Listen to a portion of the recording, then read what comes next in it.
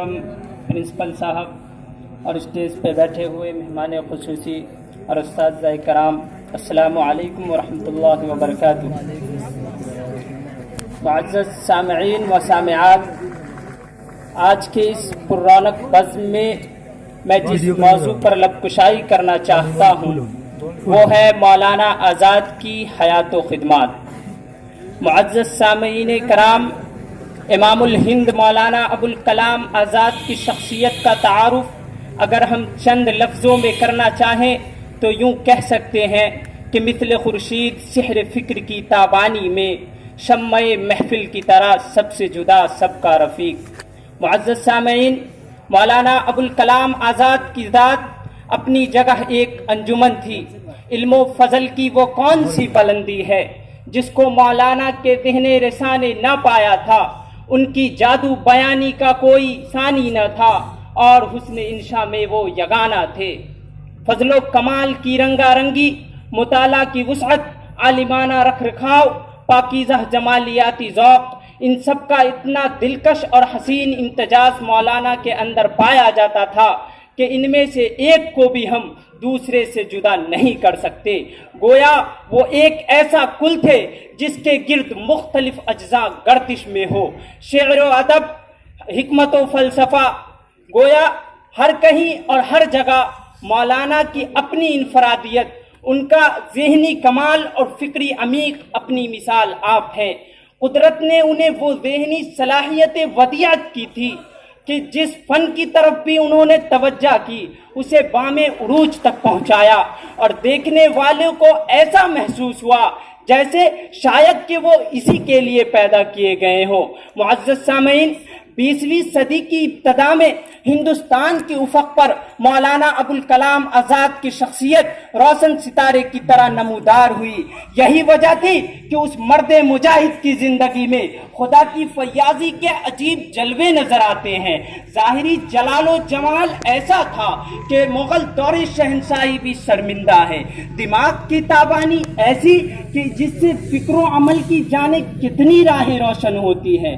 दिल की फराखी का ये आलम कि इसमें दुश्मनों के लिए भी जगह थी। मजहब में नजर ऐसी अमीक कि जिसके आईने में तीनों दुनिया की वाज़ेह तस्वीर नजर आती है। मुअज़्ज़ज़ सामिईन, और असरे हाजिर और फिक्री जदीद से ऐसी वाक़फियत कि मगरिब के आलिम भी इनका लोहा मानते थे। मौलाना की शख्सियत का ये तनव्वु इनकी नादिर रोज़गार शख्सियत का आयनादार है। वो ऐसे गोनागो और साफ और मुहासिन के मालिक थे जो किसी एक ही शख्सियत के अंदर बहुत कम जमा होती है। मुअज़्ज़ज़ सामिईन, मौलाना के फ़िक्र का असल महवर हमेशा से दीन व मजहब रहा है और उनकी सारी तगोदो और हरकत व अमल इसी के गिर्द घूमती रही है। इस हैसियत से देखा जाए तो गुज़श्ता निस्फ सदी से हिंदुस्तान के मुसलमानों की बेदारी में मौलाना का सबसे ज़्यादा हिस्सा रहा है। बल्कि सच तो ये है कि कोई दूसरा मुसलमान रहनुमा उनका शरीको साजी नहीं। उन्होंने ऐसे वक्त में यहाँ दावत हक का नारा बुलंद किया जबकि मुसलमानों का एक तबका अंग्रेजों की अताअत को वाजिब करार देता था और गुलामी पर किनात का वाज कहता था, तो दूसरा तबका इस्लाम की असलियत से नावाकिफ सिर्फ ज़ाहिरी इबादत और रसूम को ही सब कुछ करार दिए हुआ था।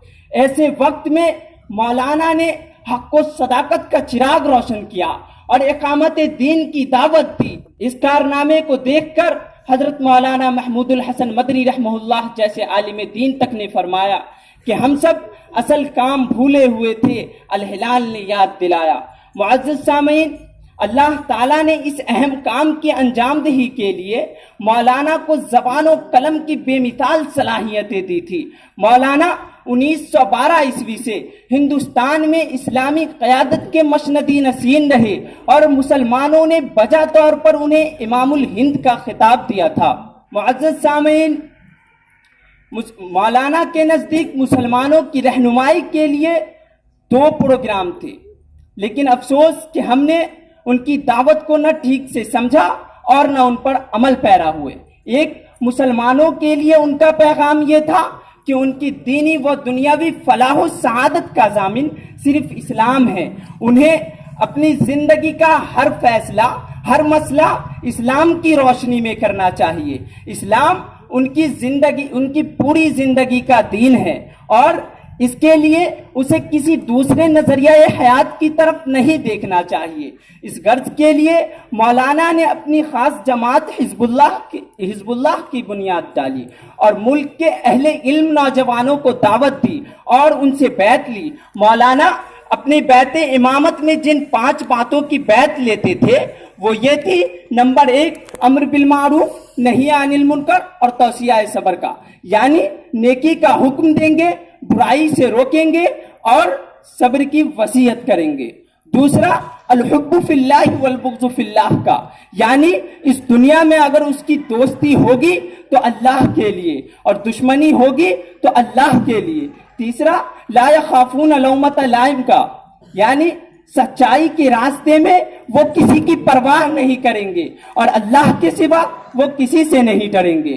چوتھا، اللہ اور اس کی شریعت کو دنیا کے سارے رشتوں، ساری عظمتوں، ساری نعمتوں سے محبوب جانیں گے۔ پانچواں، اطاعت فی المعروف کا، یعنی شریعت کے ہر حکم کو بجا لائیں گے جو ان تک پہنچائی جائے۔ اور دوسرا پروگرام مسلمانان ہند کی ہدایت و رہنمائی کے لیے مولانا کے نزدیک ہندوستان کی سیاسی آزادی تھی۔ مولانا نے مسلمانوں کو بتایا کہ وہ غلام رہ کر زندہ رہنے کے لیے پیدا نہیں ہوا۔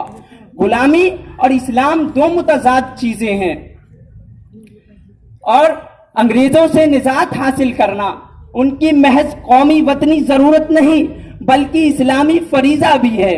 اور آزادی کا وہ سورہ قیامت مولانا نے اس وقت پھونکا جب خواب غفلت میں پڑی ہوئی ہندوستانی قوم جاگ اٹھی۔ یہ سورہ قیامت مولانا نے اس وقت پھونکا جب مکمل آزادی کا تصور بھی نہیں کیا جا سکتا تھا، اور آزادی وطن کے لیے کانگریس میں شرکت کا مطلب یہ تھا کہ ہندوستان کی تمام قوم انگریزوں سے ہندوستان کی آزادی کا مطالبہ متحدہ طور پر ہی کر سکتی ہے۔ جہاں ایک طرف مولانا فکر اسلامی کے حقیقی نمائندہ تھے تو دوسری طرف تحریک آزادی کے مجاہد اور رہنما تھے۔ معزز سامعین کرام، مولانا کی زندگی کے خدمات کے بارے میں جتنا بھی بیان کیا جائے کم ہے، لہذا میں اپنی بات کو اس شعر کے ساتھ ختم کرتا ہوں کہ مثل خورشید شہرہ فکر کی تابانی میں، شمع محفل کی طرح سب سے جدا سب کا رفیق۔ السلام علیکم۔